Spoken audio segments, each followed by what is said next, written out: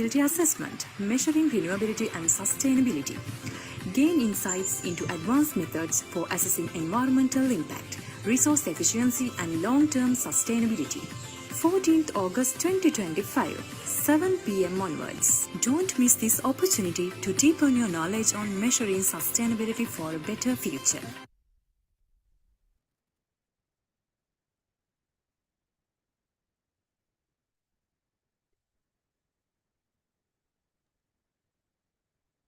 Good evening, everyone. I'm Avanti, and a warm welcome to all of you joining today's Pre-Symposium webinar. So this is the final Pre-Symposium webinar in our Pre-Symposium webinar series, and organized as the part of the International Symposium on Agriculture and Environment, ISA 2025. The ISC 2025 organized by the Faculty of Agriculture, University of Rubuna, and is scheduled to take place on 2nd September. Okay, so we have just only, I think, 14 or 15 days.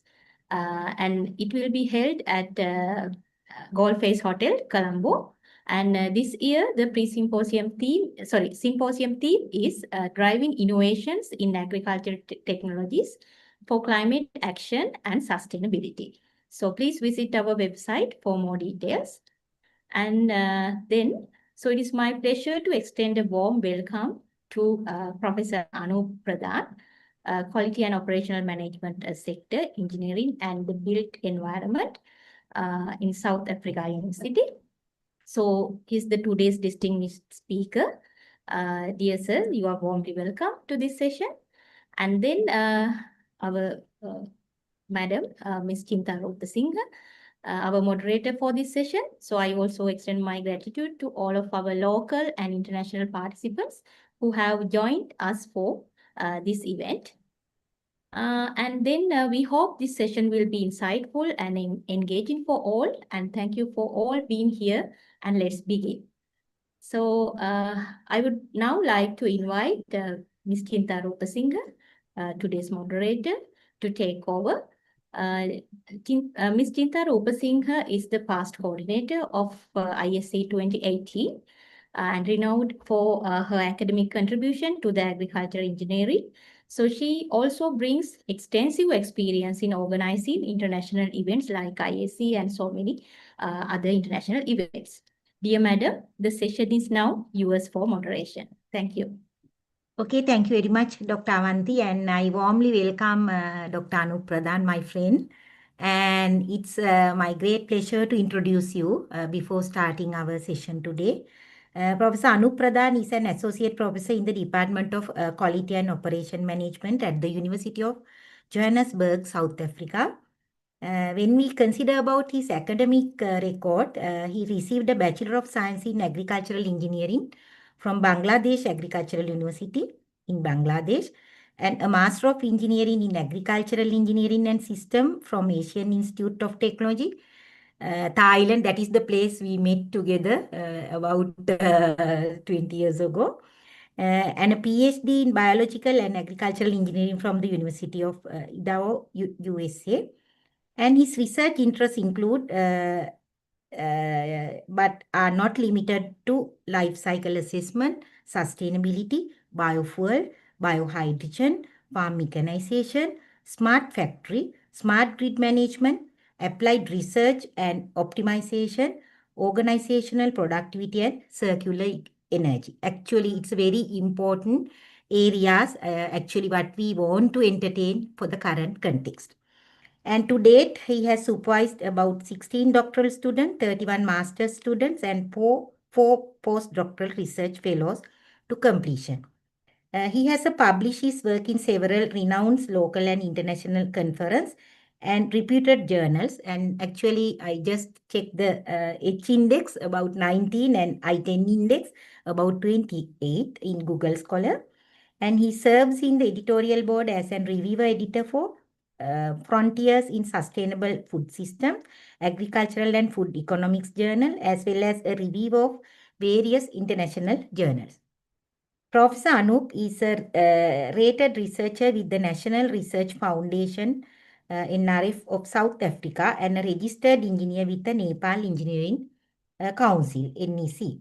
He is a member of the American Society of Agricultural and Biological Engineering, we simply say as ABE, Engineering Council for South Africa, Nepal's Engineers Association, Nepal Engineering Council, Gamma Sigma Delta, Golden Key International Honor Society, Society of Operations Management in Africa, and Industrial Engineering and Operation Management.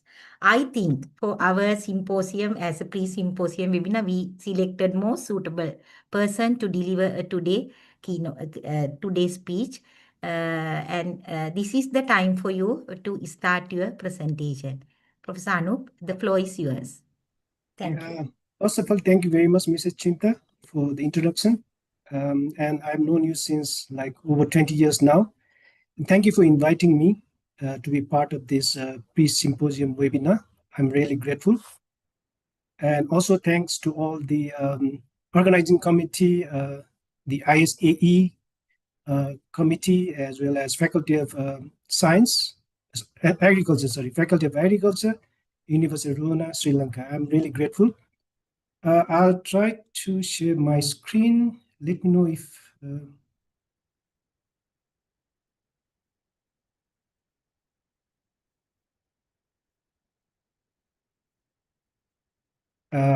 is my screen visible?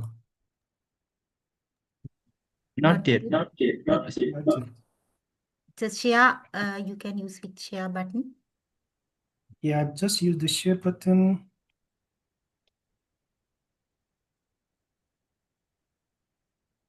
Okay, yeah.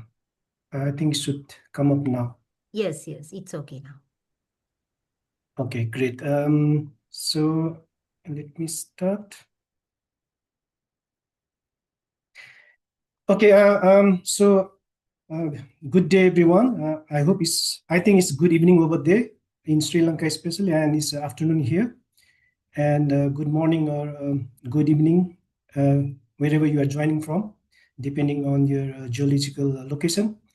So my name is Anup Pradhan, as highlighted by Mr. Chinta, and I'm at University of Johannesburg in South Africa. And my today's presentation is on LCSA, Life Cycle Sustainability Assessment towards measuring renewability and sustainability. I have been working on this for the last 20 years, and I did my PhD with one aspect of this approach. So let me go into and highlight the outlines. Today I'll be trying to define and discuss pillars and techniques of life cycle sustainability assessment. I'll also give a brief overview of the ISO standards and CETAC guidelines available for LCSA. We're going to look at phases of LCSA, which is derived from the phases of life cycle assessment. Then we're going to look at some of the tools, softwares, and database available. And we're going to look into applications of LCSA. I've divided into stages like LCA, LCC, life cycle costing, then social life cycle assessment, SLCA, and finally LCSA. So we're going to look at a couple of case studies, some of which are done by myself and my colleagues, and some are I've looked into, which are more appropriate for today's session. And finally, I'll wrap up with the challenge in LCSA. So to define LCSA, or Life Cycle Sustainability Assessment, it is a holistic approach which tries to measure and communicate the sustainability of a product or process throughout its life cycle. So LCSA is composed of three techniques or three components. First one is LCA, life cycle assessment, which is also known as environmental life cycle assessment. Second one is life cycle costing, or LCC. Third one is social life cycle assessment, or SLCA. So these three disciplines combine together to give the sustainability of the product or process that we are looking into. And each of these techniques relate to three pillars. So LCA looks at environment, LCC looks at economic aspects, and social life cycle assessment looks at the social aspects of the assessment. While into this, the life cycle assessment also can be broken down into two. Normally, when we say life cycle assessment, it's commonly known as environmental life cycle assessment, but it can also provide way to look into energy balance or energy life cycle assessment, where we can measure the renewability or sustainability, especially of those fuels, transportation fuels. So I'm gonna also look into that. These are some of the highlighted indicators for each of those techniques. So under LCA, which looks at environment and energy aspects, some of the indicators that we measure include energy consumption, climate change, ozone depletion, acidification, land use. So these are just some examples. Then for the economic part, it looks at operational costs, economic costs, equipment costs, net present value, interest rates, salvage value, all those which are associated with the cost. And in the social aspects, the indicators we assess include workers, society, local community, customer, and value chain actors. So with that, we can say LCSA has three different techniques. First one is life cycle assessment. As I mentioned, it looks at energy and environmental impacts. So we are looking at we are estimating the energy and materials going into and out, as well as waste and emissions being released throughout the process. Life cycle costing looks at the economic impacts, and it estimates all the costs, both direct and indirect. And social life cycle assessment looks at the social impacts, and we look at positive or negative effects of the whole production in terms of labor, health, safety, and so on. So these are some of the standards and guidelines which helps researchers to carry out LCSA. So the first two are the ISO standards, which are considered foundational standards for LCSA community. Those two at the top, ISO 14040 and 14044, those are the backbone of the LCA framework and methodology. First one looks at the principles and framework. It provides 4 phases of conducting life cycle assessments: goal and scope definition, then life cycle inventory, life cycle impact assessment, and interpretation. So those are the 4 phases. The second one, 14044, it looks at more details of those 4 phases. And in addition to that, there are some more application-specific standards provided by ISOs, which looks at different emissions, which looks at normalizing or weighting and interpretation of LCAs, looks at life cycle costing of specific products like petroleum, buildings, steel products, and also some new ISO standards, which looks at social responsibility and even circular economy, where this life cycle system sustainability assessment is mainly aligned with nowadays. Then UNEP and SETAC, United Nations Environment Program, and the Society of Toxicology and Chemistry, they have developed these guidelines, especially for social life cycle assessment and life cycle sustainability assessment recently, since after 2000s, when these techniques started becoming more popular. So let's look at the phases of life cycle sustainability assessment, and these are derived from LCA, because LCA is the technique which has been well established and standardized, and the ISO standards are basically talking about LCAs. LCC, let me go back a bit about all those techniques.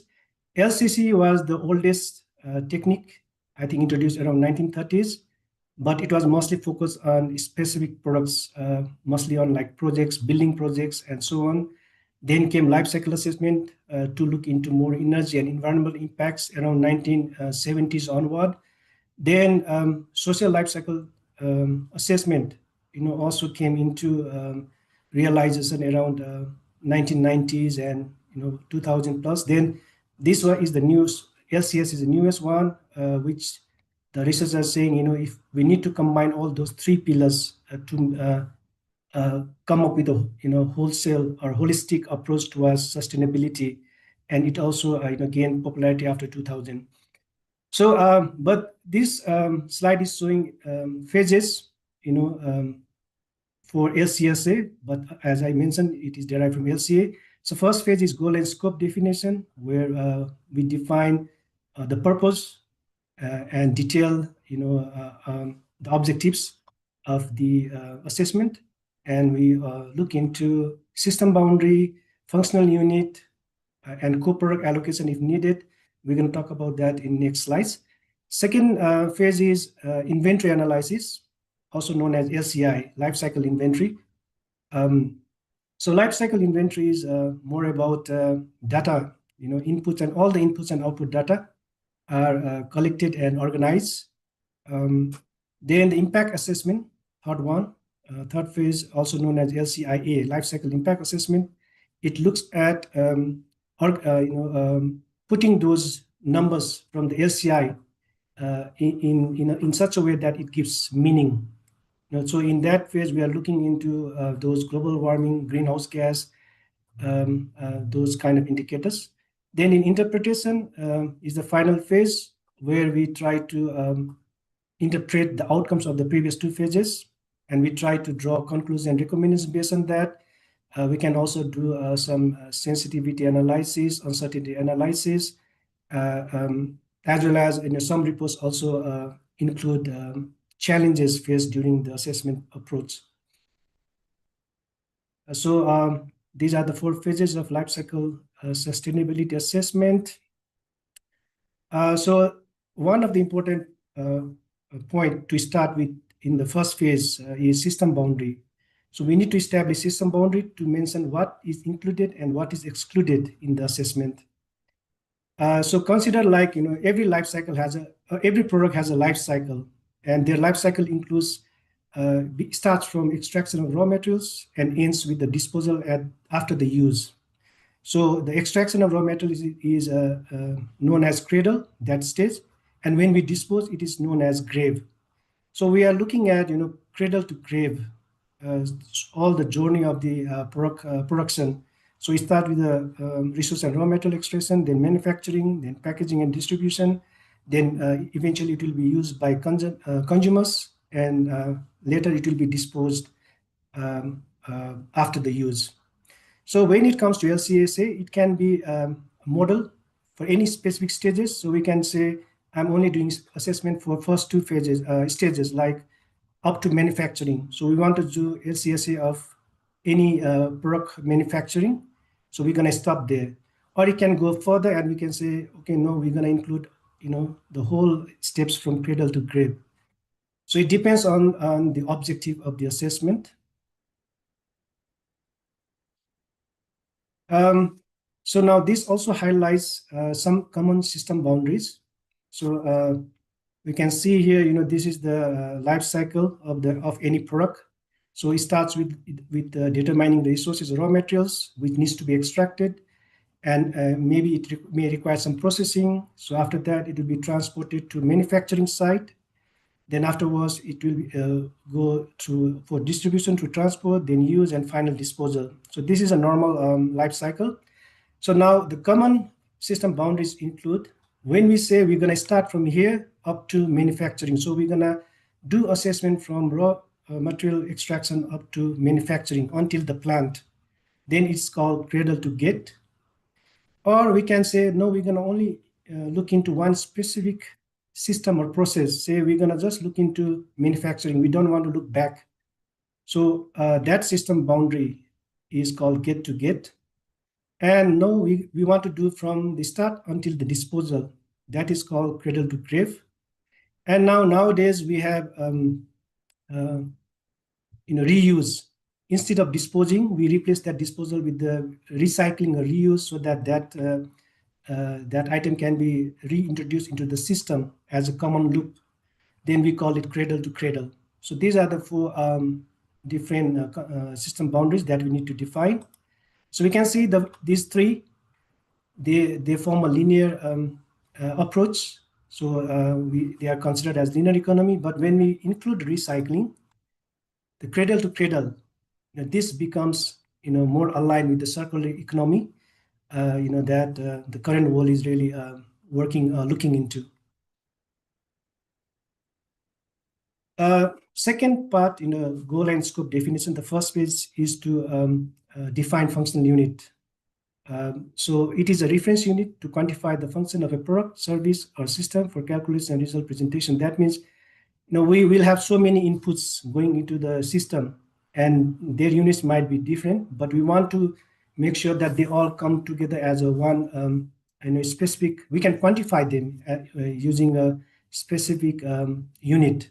So it can be like 1 kg of product. Maybe we are manufacturing sugar. Then we can say all the process, all the energy and emissions that we are assessing, we convert it to like this much per kg of sugar.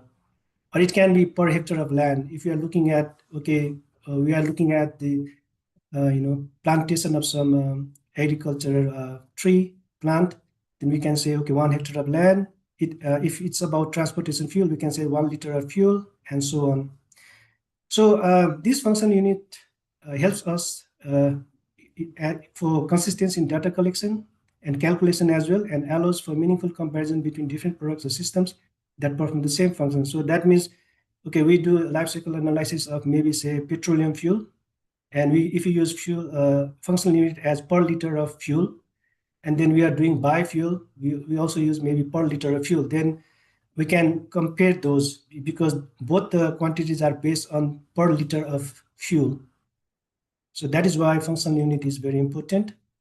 Another aspect is co-product allocation.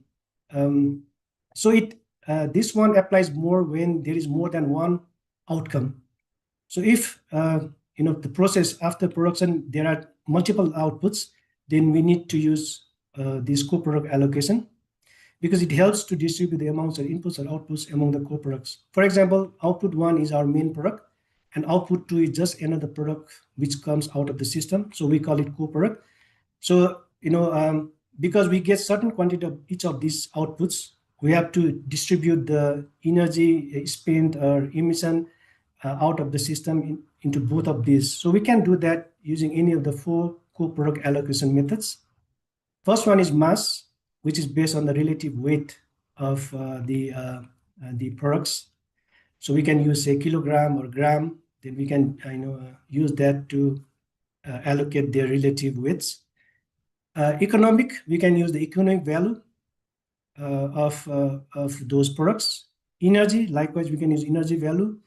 Or displacement system expansion, where we can use this certain co-product maybe can be displaced with some alternative product from other place. Then there's a system of using displacement system expansion, but most of the time we use mass, economic, which are more easier compared to others.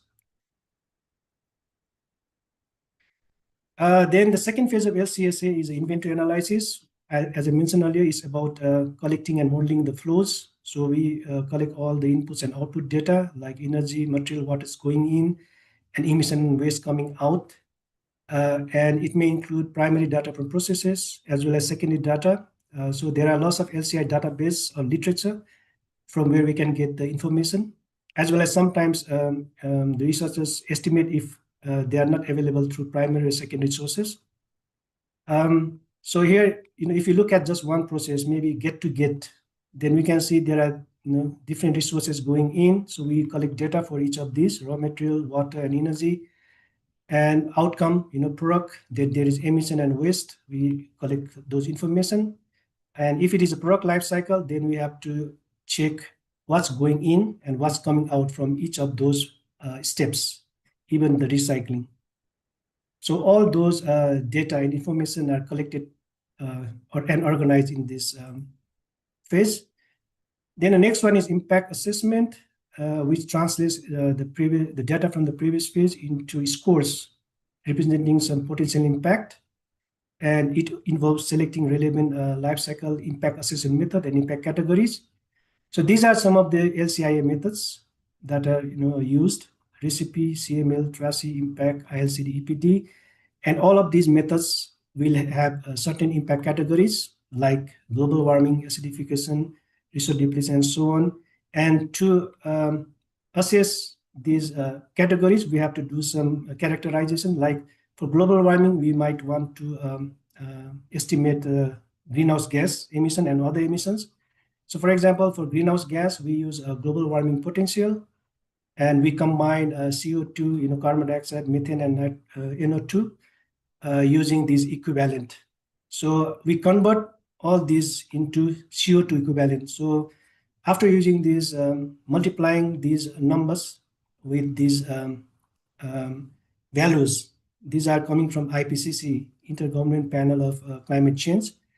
And we use these to convert the content of these three gases into single unit, which can be gram per gram CO2 equivalent or kg per CO2 equivalent.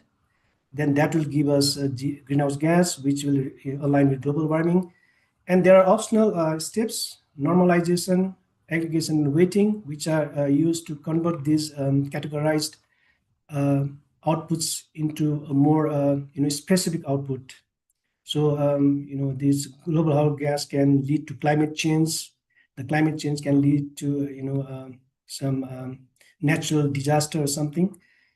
So now also this characterization or the impact assessment can be measured at two levels, at midpoint level or at endpoint level. So whatever you calculate in this characterization is called midpoint level. So we get like a greenhouse gas as gram per CO2 equivalent.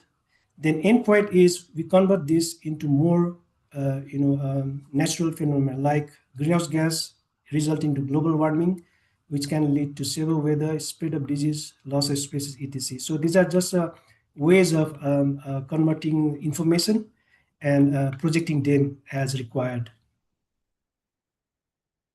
Just more briefing on those LCIA methods. So this table shows three different standard LCIA methods and the categories, impact categories they are using. So we can see they have more or less similar categories, might be slightly different in naming. And this one shows, again, these are all the LCIA methods. And we can see that many of these are coming from Europe. A couple of them are, coming from global perspective, and one is more focused on North America. And also approach is provided here. CML is used for midpoint assessments. These ones can be used for both mid and endpoint assessments. And these are the impact categories, and these are the units that these different methods use in their respective approach. So this is just to highlight how the characterization can be converted to normalization and weighting. So we have LCI results, all those inflows and outflows in the second phase. Then we measure midpoint and endpoint indicators in the third phase. So midpoint indicators are commonly referred to as classification and characterization. Then endpoint is normally referred to as normalization. And after weighting, then it can convert to a single indicator, and this is where we get the final output in LCSI in terms of SPI, single point indicator. This is another way of projecting the same information. We have inventory indicator, emission for ELCA, then this is for SLCA, this is for life cycle costing. Each of those can be converted to can be used to measure these different indicators, impact categories, which can be converted into endpoint and finally into the impact area.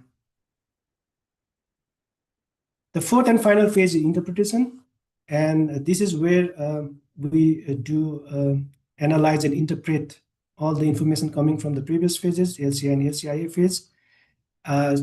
So we can present the findings in more presentable way.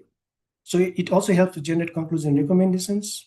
And we need to check for completeness, reliability, and consistency of data and information in this phase. And also we can identify major challenges and issues, and we can perform sensitivity and uncertainty analysis. So these are the steps which are conducted in the final phase while we are developing a report. Okay, so here, this slide shows different SCSA tools and databases. Basically, these are tools for LCA, but this can be also extended to LCSA. So the ones on the left, these are license or professional, and we need to pay. So these two are quite common: CIMA Pro and Spera. Spera used to be called Gabi. So all these are paid softwares. These ones in the middle are open source softwares, so these are free. OpenLCA Brightway is a Python based. Then this is a Grid, is more focused on transportation fuel. This is from North America, United States specifically. This is another one for transportation fuel. This is from Canada. The Bees, this one is more focused on building and constructions. So on the right, these are the databases. EcoInvent is the major database where many information are available, and many of these tools, they use EcoInvent. Spera might also have their own database. OpenLCA uses OpenLCA Nexus, so we can use this to inquire about any available data for free. So there are more. This is idea is for focus on Japan. NREL US LCI is US based. This is Australian LCI. There is also some food related database, and this is for the social LCA, social hotspot database. So we have a number of database and softwares that are available for life cycle assessments. Now let's look at the applications. So I just want to give you a review of the publications related to different techniques in the LCSA. So the first one on the left is the evolution of LCA publications. So you can see it started after 1990, and it has quite, it's moving up.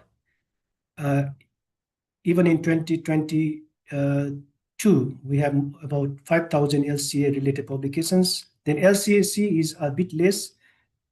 So this one is more focused on building and civil engineering.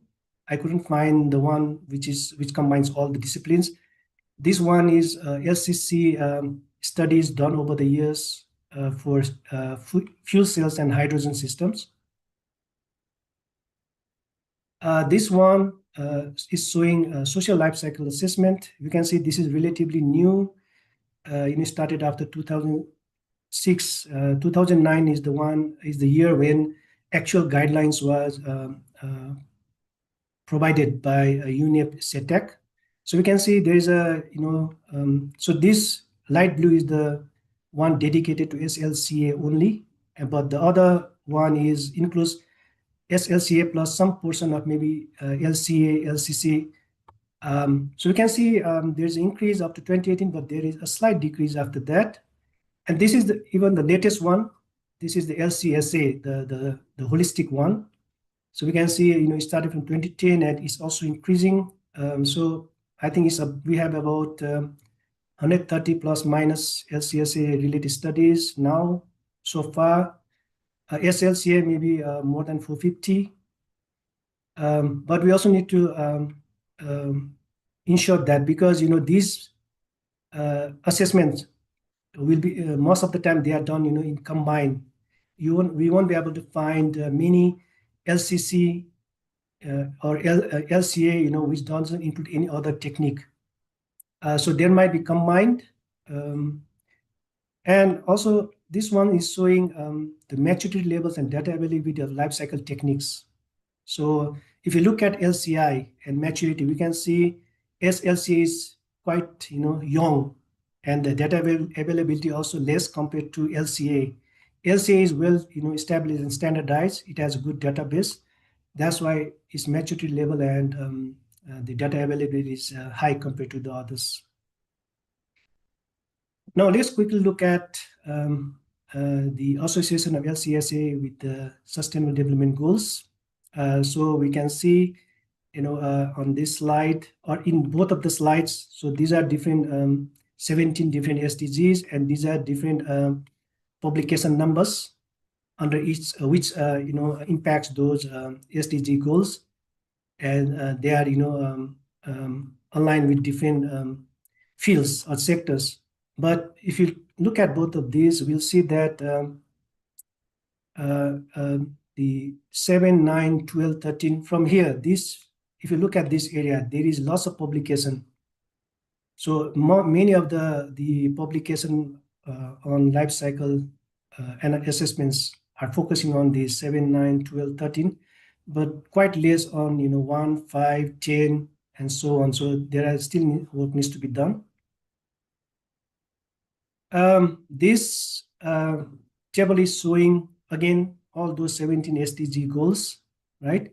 And it is giving a framework on how to align goal and scope, different phases, 4 phases of the life cycle sustainability assessment, how to align them, with each of those SDGs. So first SDG is looking at poverty elevation. Then maybe we need to look at income, resources. Then resource depletion, land use must be looked into income. And finally, we are looking at resource efficient poverty. So when doing assessment and trying to link it with the SDGs, we need to look at how we're going to align all these 4 phases. So now with that, we come into some case studies. So we start with life cycle assessment, the first component.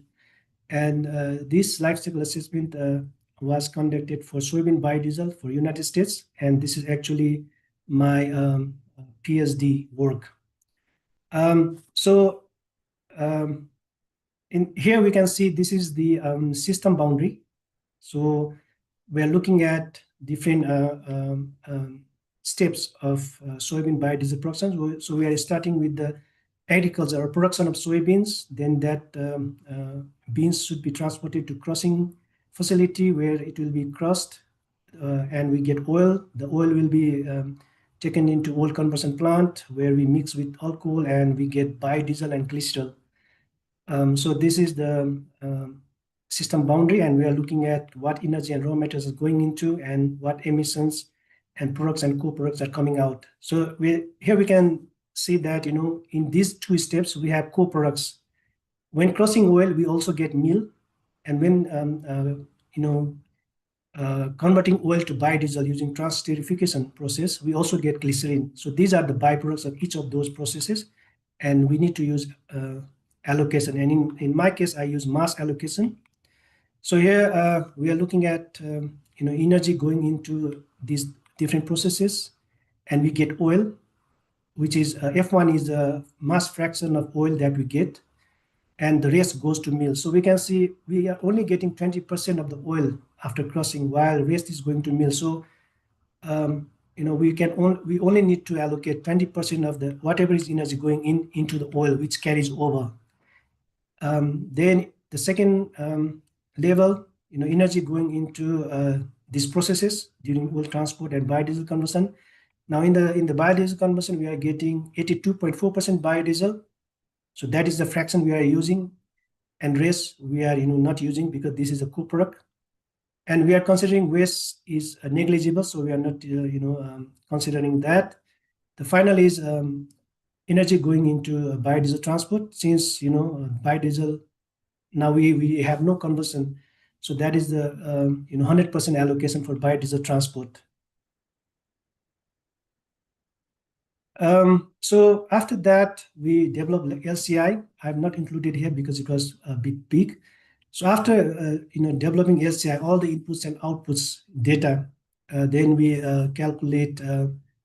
In my case, in my LCI, I calculated energy and environmental impact. So for the energy impact, we use fossil energy ratio, which is the output with the ratio of output over input. But the output is the energy contained in biodiesel, and the input is the biodiesel share of fossil energy input. So we are looking at fossil energy, but only those which are allocated to the biodiesel. We are not looking into energy going into meal and going into glycerol. So with that, we derive this equation. This is the nomination related to the previous figure. So energy out of biodiesel, or energy content of biodiesel, energy going into agriculture, transport and oil conversion, mass fraction of oil, energy going into oil conversion, mass fraction of biodiesel and glycerol, then energy going into biodiesel transport, mass fraction of biodiesel, which is 100%. So after that, so we calculated,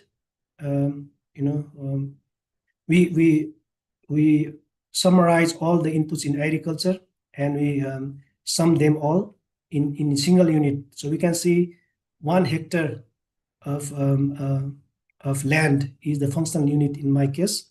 So we measured energy for each of those steps in terms of megajoule per hectare. Then we converted it to the biodiesel fraction. Okay, we using the multiplication of these two. Then we can say this is the total energy input for biodiesel, which is this. Then we know that we get this energy from the biodiesel. So we use this to get, this is the fossil energy ratio, 4.56. So anything more than 1 means, we are getting more energy compared to what we are giving in. So that means the higher the number, the better the renewability. We are getting more. So this is analysis done. So this is the base case. And we thought, let's do some sensitivity analysis or more calculation.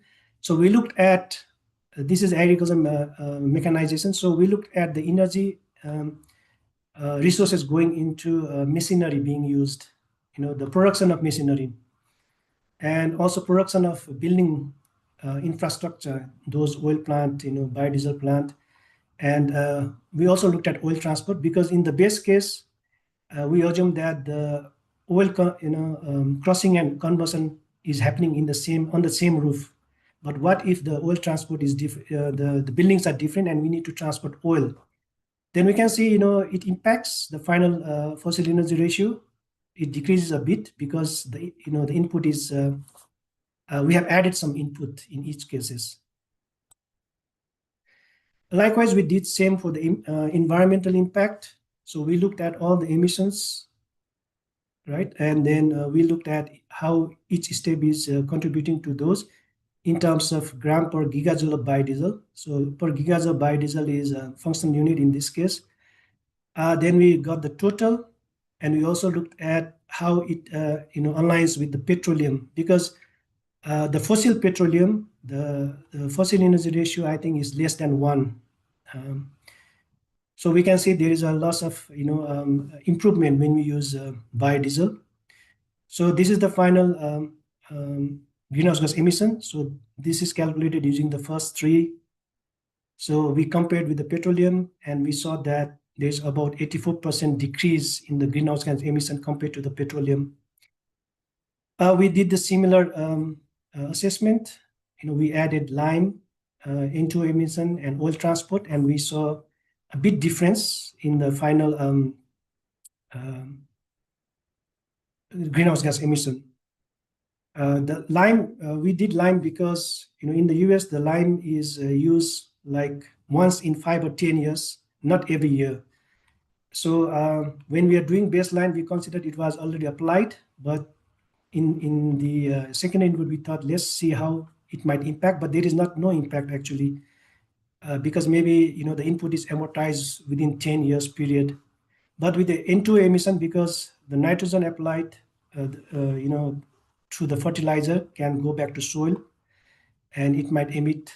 So we looked at, there is a slight increase in greenhouse gas emission, and a slight increase in the greenhouse gas emission in the oil plant. We also looked at the land use change, because land use is also an issue. We looked at both direct and indirect land use change. In direct land use change is like converting forest into cultivation land, or converting maybe some kind of non-cultivated land into cultivated land. And the indirect land use change is like displacing food. What if, because soybean can be consumed as food, but we are replacing it for the fuel. So those kind of assessment are done here, and we can see with the direct land use change, the increase is quite high, because we are releasing the carbon, sequestered in the soil. But maybe with the direct land and indirect land use change, there might not be that big difference. Okay, that was soybean biodiesel in US. Then we looked at soybean biodiesel in South Africa when I came here. So again, similar kind of estimation, all the inputs, same system boundary. Then we calculated, fossil energy ratio, which is 2.25. Then greenhouse gas emission 31.5% reduction. Then we added some economic aspect. We call it ESR, which is again the ratio of the economic value of biodiesel energy over economic value of the biodiesel share of energy input. So we are just converting those energy values into cost values, relative cost values. Then we got 1.39 ESR, which is slightly above average. So this figure is showing the contribution of each of those phases in the this one is for greenhouse gas. So we can see for greenhouse gas, or for all those fossil energy, greenhouse gas and cost, we can see the soybean agriculture has some contribution, followed by this one is the biodiesel, oil to biodiesel conversion, and some, crushing. So agriculture, crushing, and conversion have bigger impact than the transports. Then a different sector, we looked at the artisanal sandstone mining, which is common in South Africa. So they mine sandstone using traditional method, chisel and hammer, but they use some machinery to crush the bigger blocks. So this is the system boundary. We looked at extraction of stone, transportation of stone, and processing or cutting. And we looked at these inputs and these outputs. And our functional unit was 1 ton of processed sandstone. So these are some of the inputs. Mostly we found the major inputs are diesel and electricity. Diesel mostly for transport and electricity for this crushing. And we also, got data for the emissions for those transport and processing. We use CIMA Pro, and we use this is the impact assessment methods, impact and IPC 1213, and we developed this model and we run the software. We got this global warming potential. It shows majority of the impact is coming from transportation because of use of diesel fuel. This is processing, which is quite less because they are using chisel and hammer. Same with the human health ecosystem. Majority is contributed by transportation, diesel fuel. Same with these different impact categories. We also look at these health condition of the miners. Before entering worker as miner, there were many of them are in good health, but it became fear after they joined, and many of them, they reported this kind of pain and injuries, some respiratory problems, some musculoskeletal problems, and skin infection due to the exposure. Now let's quickly look at life cycle costing. So I didn't do much on life cycle costing, so I'm borrowing some literature. So this is about cassava bioethanol. So this table shows average cost of cassava production per hectare. The labor cost, land preparation, so all the costs related to cassava production. Then after life cycle costing analysis using this equation, which uses capital costs, operating costs, and all those which are provided here, we get a total life cycle cost of 131 billion US dollar.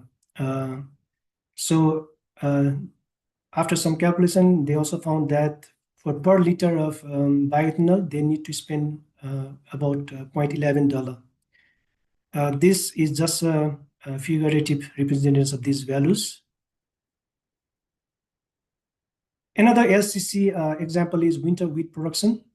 So this is a system boundary from cradle to farm gate. So from wheat production up to the grain production after harvesting. And they also included pre-farm production, which is like they looked into the energy or input going into production of fertilizer, before applying. So they applied fertilizer. They also looked at what is required for the production of fertilizer. So all the inputs, they looked at the production side also. So here we can see this is a functional unit, 1 ton of grain. They looked at 3 scenarios: CT, conventional tillage, reduced tillage, and direct sowing. So these are the inputs and cost. So these are the inputs for each of those inputs, and these are the cost per ton of grain.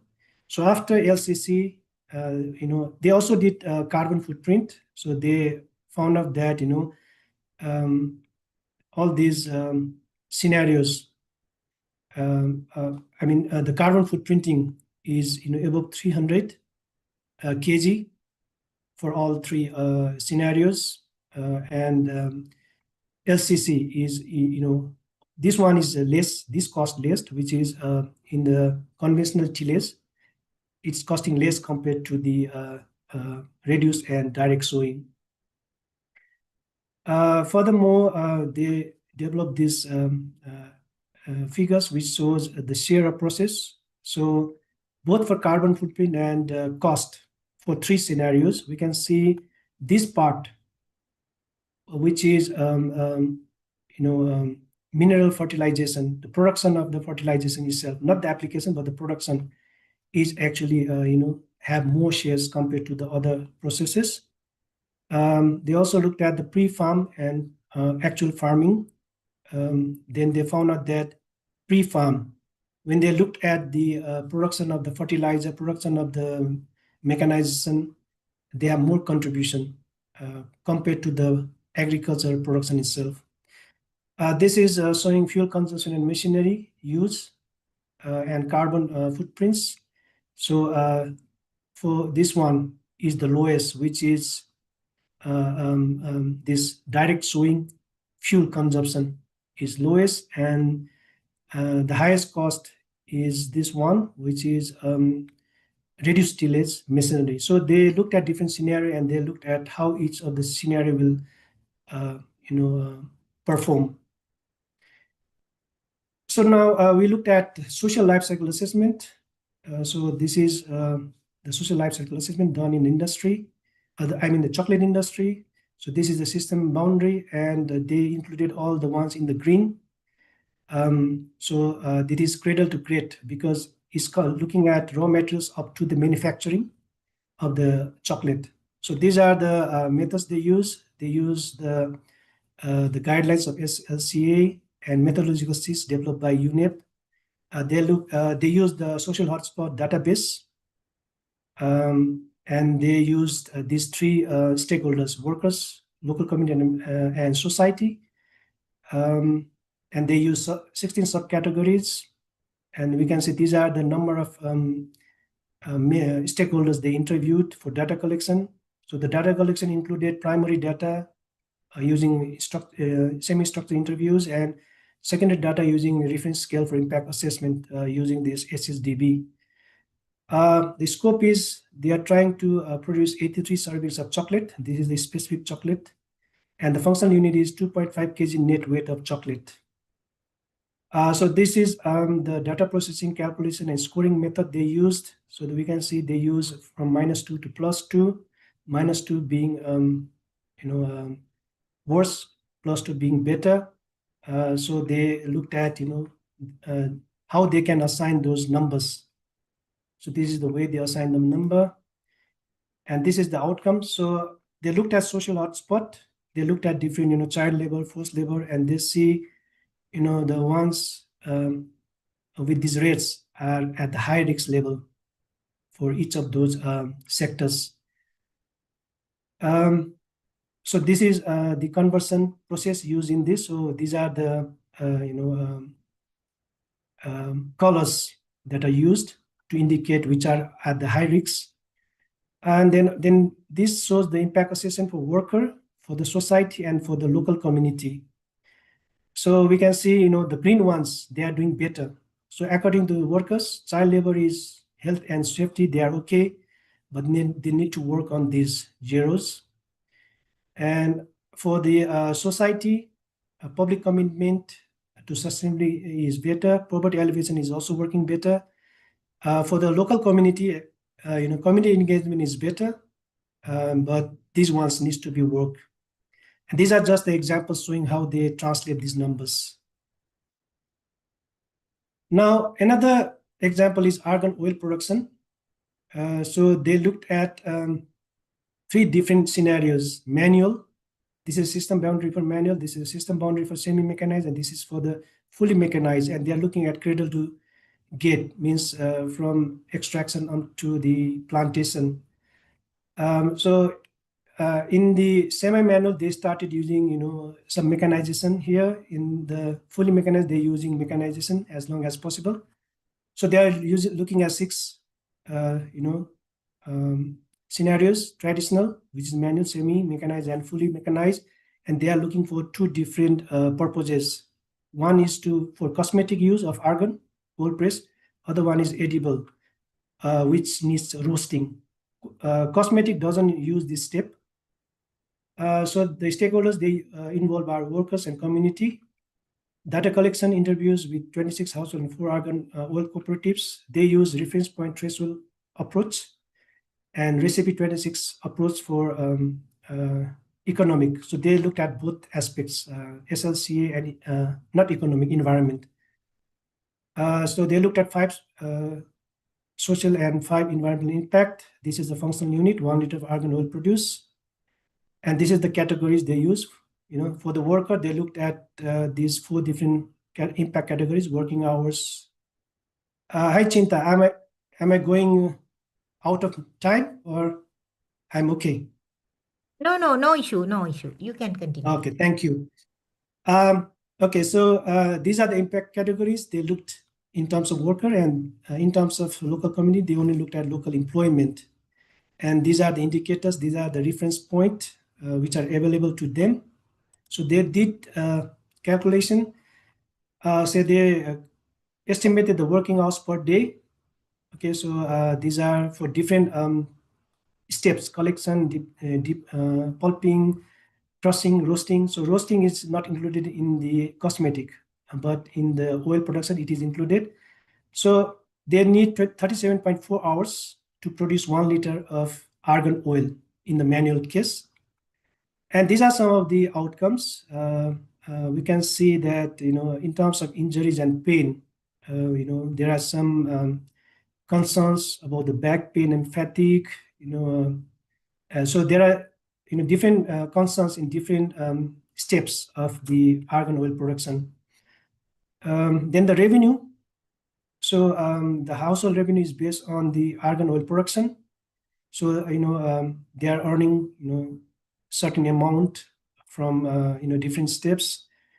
So this is the selling price. And this one is showing contribution analysis of human energy. So how much energy is required for each step? So this is traditional, semi-automatic, and fully mechanized. So E stands for edible and C stands for cosmetic.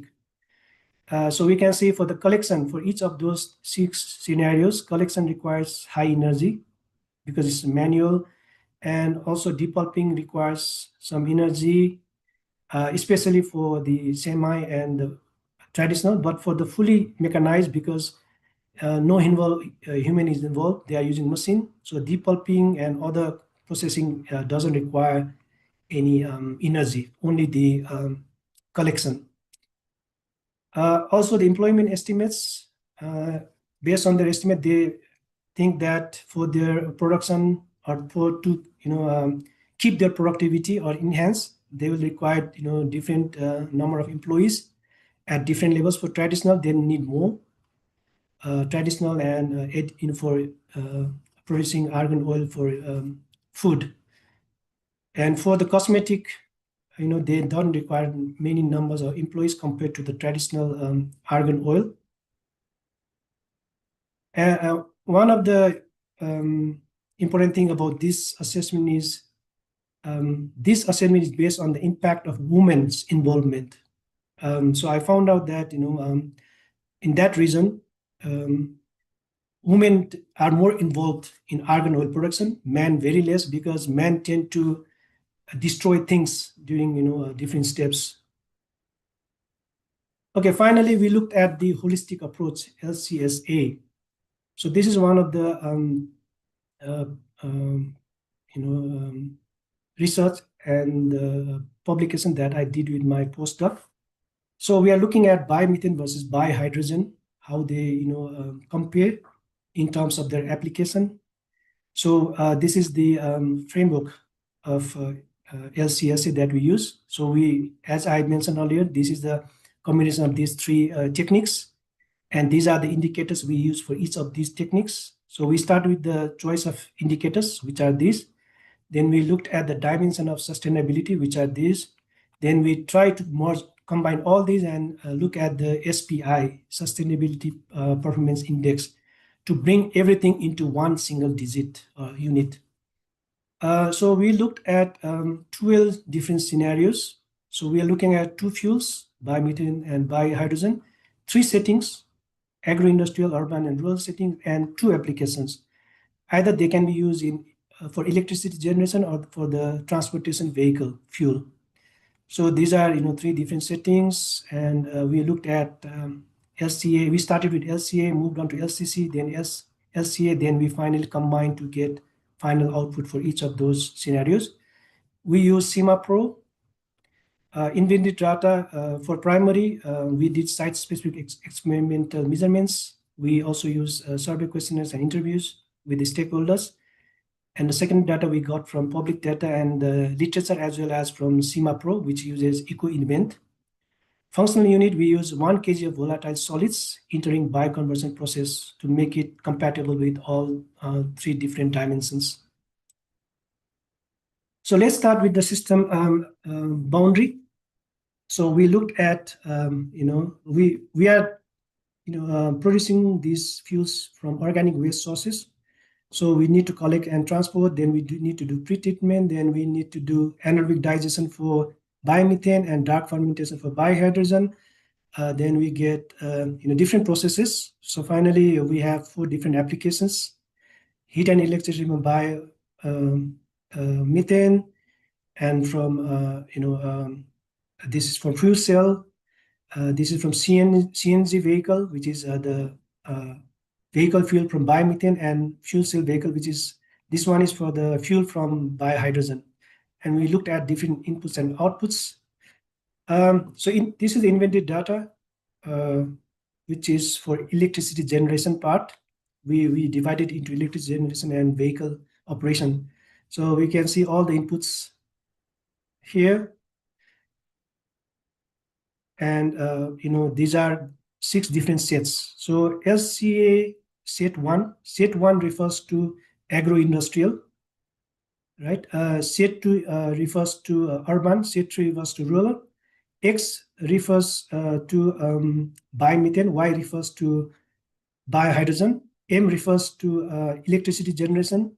K refers to vehicle operation. So those are the notations. So based on that, we have these 6 different scenarios or set, and we collected data for all those and developed in LCI. This is same for the vehicle operation, LCI for vehicle operation. The difference is, at the last, where we looking at distance traveled by vehicle in the vehicle operation. In the previous one, it was more about thermal energy. Then the third page, we did LCIA results or assessment, life cycle inventory assessment. So we looked at CCH, which is climate change, human health, then climate change, ecosystem, fossil depletion, freshwater toxicity, freshwater eutrophication, human toxicity, all these, and their respective units are provided. Then for all those 6, actually 12 different set, we calculated all these impact categories using the LCI. And that characterization, we converted into normalization and weighting, so that we can then convert it to the final score, percentage value using those. Then now we have finally 12 scenarios. We have now LCA percentage. So all these tables came down to this. Then eventually we also did the same for economic performance. Okay, I didn't put all the SCIS, the big results, big tables. I'm just showing here the LCIA results for the economic performance, again for the 12 different subsets. And we looked at NPV, net present value, internal rate of return, then payback period. So we can use different categories.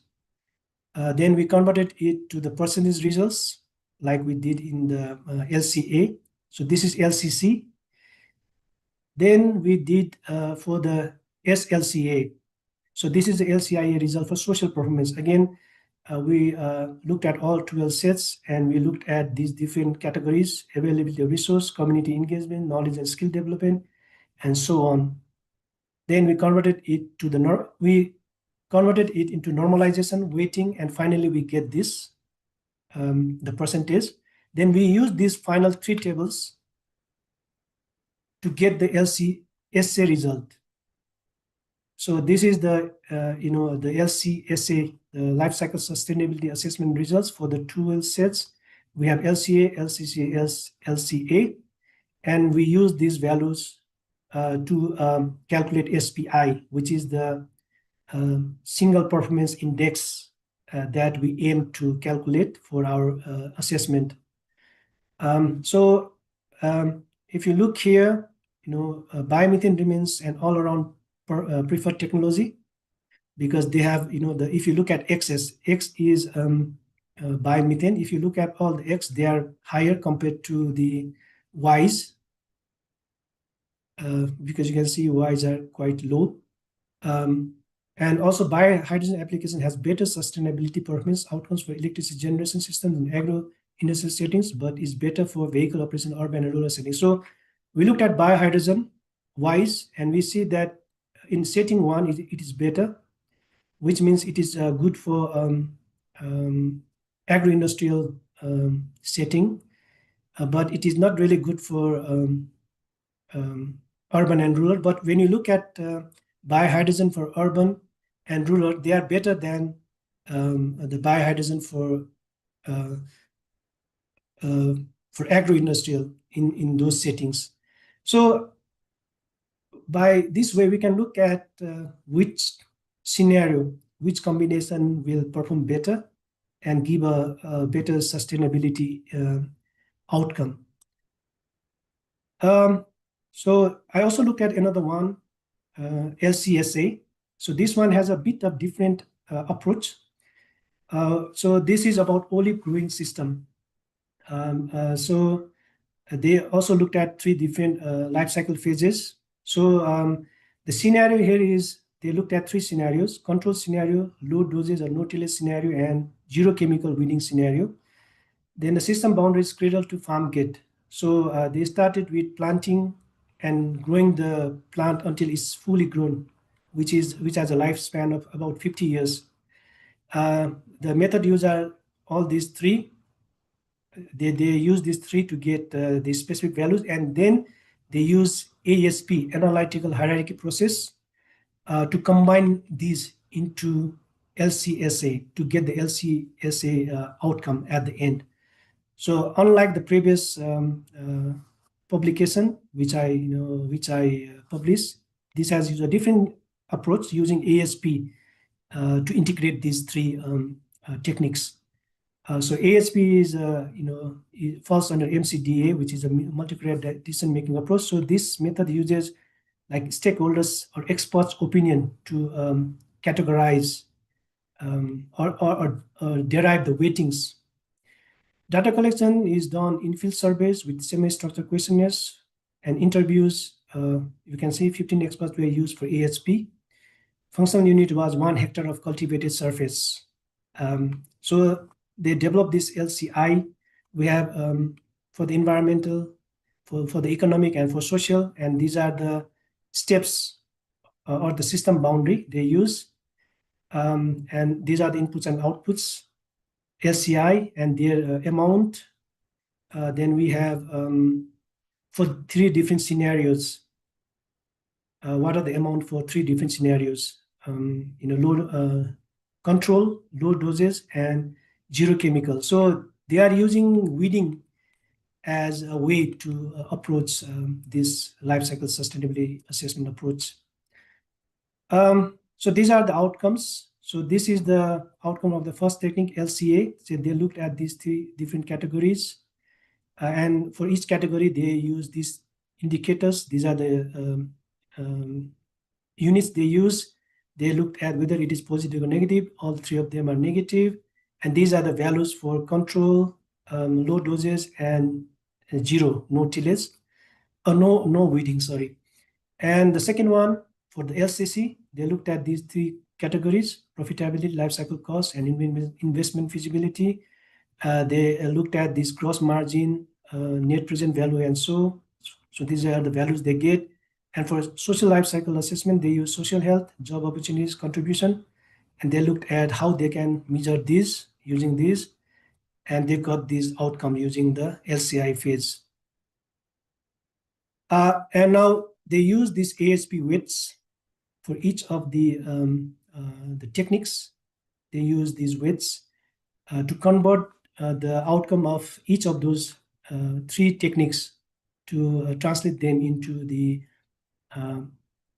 final indicator, or LCSA. So these are the ASP weights they used, and using these, and these are coming from the experts, based on the experts.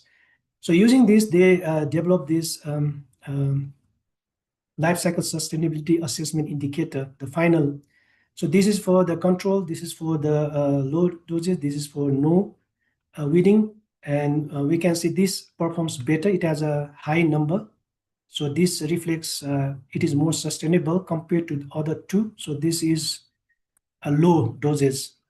And we can also see how each of these categories are impacting in the whole sustainability. So these ones are a bit higher, which reflects to toxicity. Then these ones are also contributing a lot, which is social health, followed by job opportunities. So this is a holistic way of presenting, how different impact categories are impacting in the final sustainability. Okay, so those are some case studies. I will conclude with this slide. So some of the challenges when conducting life cycle sustainability assessment, or maybe even any one of the techniques of the life cycle sustainability assessment. First one is data source and relevance, because the whole assessment is based on data and information, and we need recent and accurate data. And we also need data from the reliable sources, which might be challenging while conducting this assessment. Also, we need to make sure that data is collected in detail and comprehensive. And sometimes we tend to include temporal and spatial variation of data set. That means, for example, I'm looking at some kind of agricultural production, and I have all the inputs for South Africa, but I couldn't find one particular input for this year, maybe. Then I tend to use maybe that particular input from 10 years back, which is a temporal variation, which is not good. Or maybe I want to import it from some other region, which is spatial variation, which is also not good. So it is important to use the set of data from the same region, or at least from the same timeline. For example, in my life cycle assessment, even though I did it in 2010, I used 2006 data, because 2006 data was completely available at that time. Then assumptions can play a big role. Because when we are developing system boundary, we might say some of the inputs might be negligible, and we tend to ignore it, but later we find out that no, it might be important. So assumption needs to be made clearly. Completeness, especially for life cycle sustainability assessment, we need to make sure that it includes all 3 pillars: LCA, LCC, and SLCA. And even with each of the techniques like LCA, LCC, and SLCA, when we are doing specific techniques, we need to make sure that we are doing for the entire life, because this is about life cycle. And yeah, that's why system bound and co-product allocations are important, because it defines what we are including and how we are allocating if there are multiple products. Then methodological challenge is there because LCSA is very complex approach. It is multidisciplinary approach. It includes frameworks or models from different dimensions. We have economic dimension, social dimension, and economic dimension, and sometimes it becomes challenging to converge those dimensions into a single output, which LCSA is looking for. So yeah, we need to spend a lot of time trying to find out or overcome all these challenges while performing life cycle assessment. So finally, these are some of the references I used for this presentation. With that, I conclude my presentation. Thank you, everyone, for listening and bearing with me. Back to you, Mrs. Chinta, if there is any questions or comments.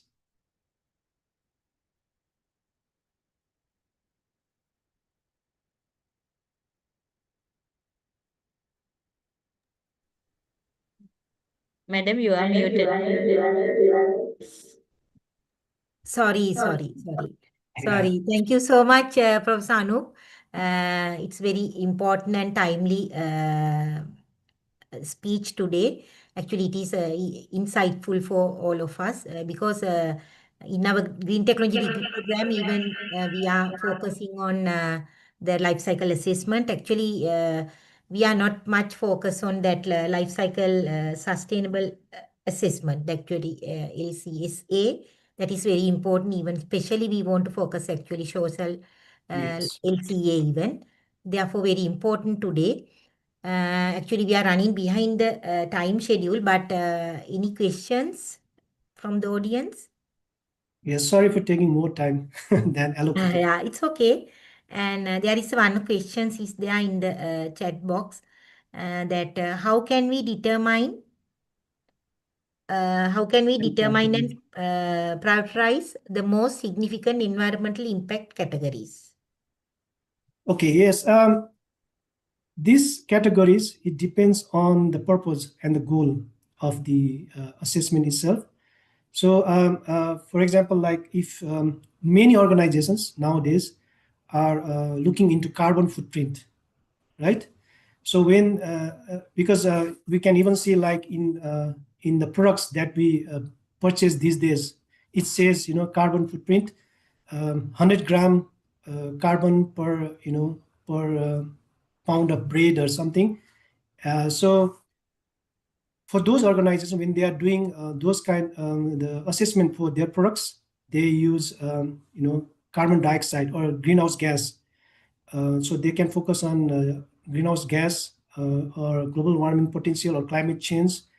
And for example, there is if you buy like appliances nowadays, refrigerators, televisions, it says energy efficient rating A+, A double plus, with the red, green labels. So for them, they look at energy resources impact categories. So and for the climate change, if we are looking at how it impacts on climate change, we can also include ozone depletion. And if we are looking at how our product will impact fresh water, the water ecosystem, then we can use different freshwater related categories. So it depends on the purpose and the goal of the study. But we'll find that most of the studies, they at least include global warming, greenhouse gas, ozone depletion, acidification, and so on. Okay, what can we do to... Yes. Oh, I'm not sure if I've answered that question. There is another question I can see. Yes. How is life cycle sustainability assessment evolving to accommodate circular economy principles, and what methodological adaptation are most promising in that regards? Yes, I think LCSA is more aligned with circular economy. I think with the emphasis on sustainability, it comes, SDGs, and with SDGs, the life cycle assessment approach is trying to incorporate SDGs and sustainability by looking into the reuse or recycling, because most of the companies, they used to do cradle to gate, just want to see how they are doing in terms of manufacturing things. But now with the circular economy and the sustainability issues, now the organizations are looking into this life cycle sustainability assessment, where we look into reusing, recycling the final disposed product, or replacing the disposal step. So it has been some argument or discussion regarding the methodological adaptation, and actually it is still evolving.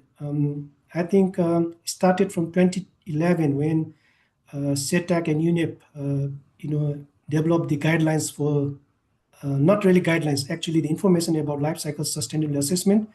Then they said that most of the time we use life cycle assessment and life cycle costing to look at environment and economic aspects, but it is time to involve socio and socio-economic aspects. That's why the life cycle sustainability assessment started incorporating this third pillar, social life cycle assessment, in the methodology. And like I presented earlier, the methodology adaptation might change based on the requirement. Like I was using SPI, the other researcher was using ASP, multi-criteria decision-making approach, to integrate those three pillars. So there is no fixed, methodology adaptation at this point. It is evolving, and hopefully we'll get some more streamlined, methodology going forward. Yes, thank you. Another question is there. What we can do to increase the accuracy of life cycle analysis assessment? The accuracy is, mostly based on the completeness and the reliability and the timeline of the data. So if we can get data from the reliable sources, for example, like the primary data set, if you can collect primary data set for all the productions from the site itself. Like when I did my life cycle assessment of biodiesel, I collected primary data from the companies. So that really helps, because we have first-hand data.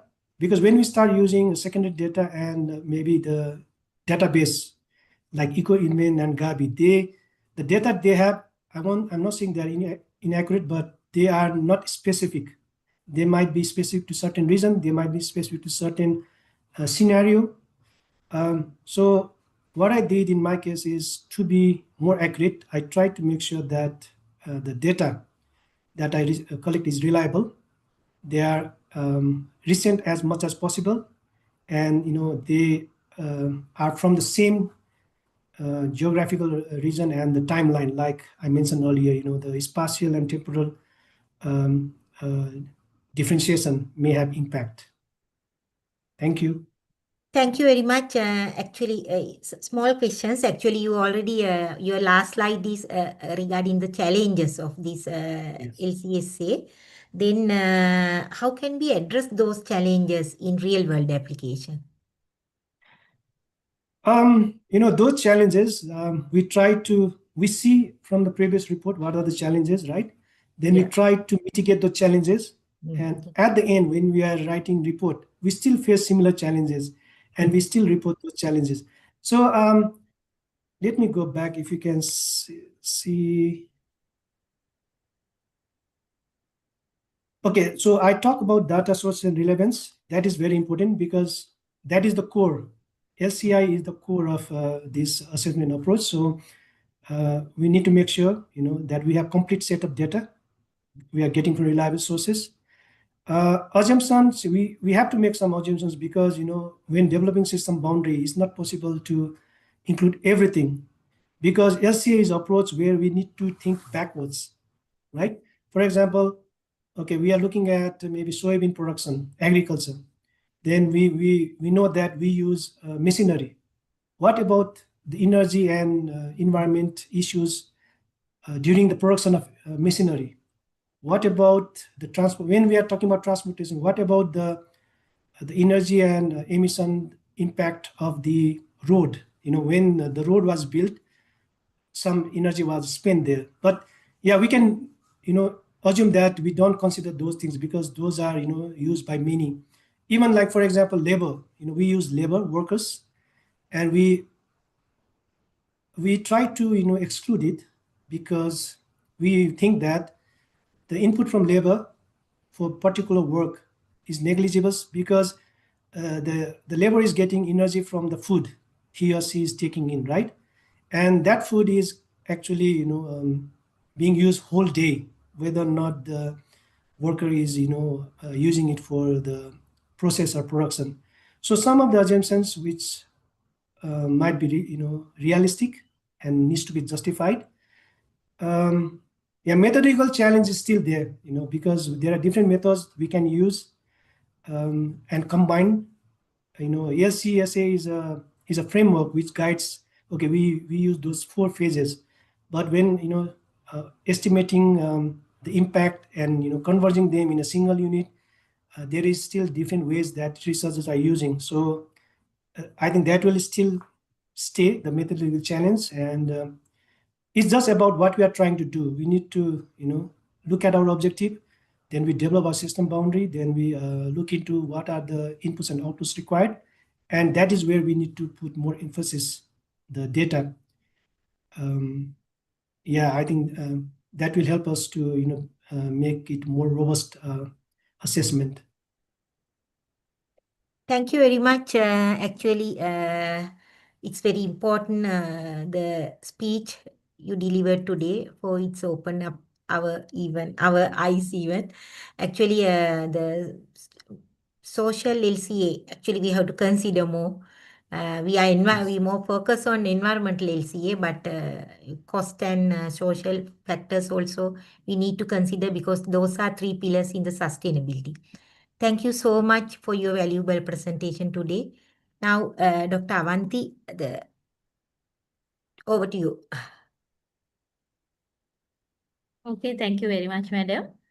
And so on behalf of the ISA organizing committee, so I would like to thank Professor Anup Pradhan for sharing his valuable insights on life cycle sustainability assessment, measuring renewability and sustainability. So actually very informative webinar, and we learned a lot of things. So thank you very much, sir. And then special thanks you to our madam, Ms. Chintha Rupasinghe, for expertly moderating today's session, and also to all our participants, okay, local and international and national, all participants. So thank you very much. So I think you have already, it means attend many seminars. So this is the last one. We have successfully conducted 11 seminars, okay. So this is the last one. And other thing is a big thank you, it means also everyone and who worked behind the scene. So actually we have a group behind the scene, Dr. Anushka, Dr. Praneeth, Dr. Anup, and Mr. Randika, Mr. Tarupat, Mr. Bhavant, Mr. Malit, Mrs. Tilaksha, Mrs. Savishna. There are so many people behind the scene. So I would like to thank everyone for the success of this event. And other thing is, before conclude this event, a quick reminder about the certificate. E-certificates will be issued via the Lanka Education and Research Network through the Micro Reward platform. So once ready, you will receive email. So please check your emails to collect your e-certificates. And so I would like to announce about our symposium, ISA. Actually, we are truly excited to see you all at ISC 2025. So each of you plays an important role in making this event meaningful and memorable. So let's meet on 2nd September 2025 at the Golf Face Hotel, Colombo to learn, share, and networking and everything so we can meet. Okay, thank you very much. Okay, before I leave, I want to thank you. Thank you, Dr. Avanti. Thank you, Mrs. Chinta, for hosting, moderating, and also organizing committee. And big thanks to all the participants from around the world.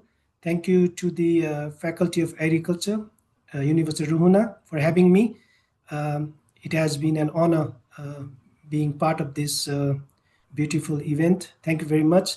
And I wish very good luck for September ICE AE conference. Thank you. Thank you, Prof. Sanu. Thank you so much. Okay, thank you. Bye. Bye. Bye. Bye. Bye. Bye. Bye.